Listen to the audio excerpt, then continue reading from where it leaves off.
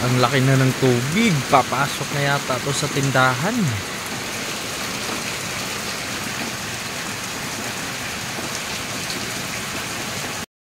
Magandang hapon, kumusta kayong lahat dyan?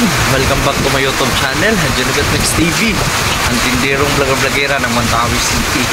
So ngayon lang ako magpapakita sa inyo kasi umuulan.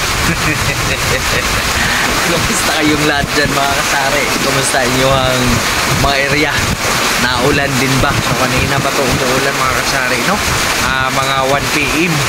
So hanggang ngayon around 4 PM na. So 10 minutes left bago mag alas 4. Ang lakas pa din ng ulan. Titingnan natin sa labas mga kasari at talagang lumaki na yung tubig. So pag hindi ito tumigil ay talagang papasok yung tubig dito sa ating tindahan. So ayan yung ating bigas. So kakabili ko lang dito kanina at sana nga ay tumigil na para hindi makapasok yung tubig dito sa ating tindahan. So papanoorin nyo mga kasari at papakita ko yung sitwasyon sa labas ng ating tindahan. Keep on watching. So ito na yung sitwasyon sa labas ng aming tindahan mga kasari. O tingnan nyo naman yung tubig. O diba malaki na. O tingnan mo yung gulong ng motor ko, yung tubig. Tapos may tulo pa dito sa bandang chicherya namin. Tingnan mo may naglalakad hanggang sana yung tubig. So mababaw pa naman.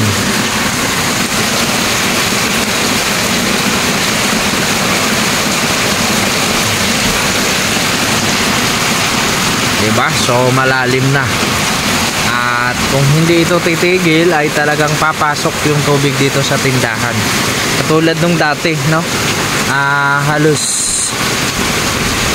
isang sakong bigas yung nasayang kasi nabasa.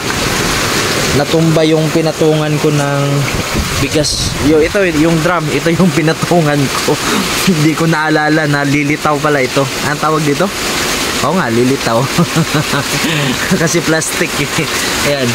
So titingnan natin dito sa may pintuan. Ayan na.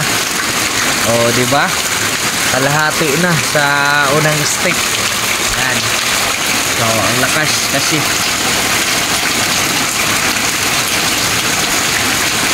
Di ba? So kanina pa to umuulan eh.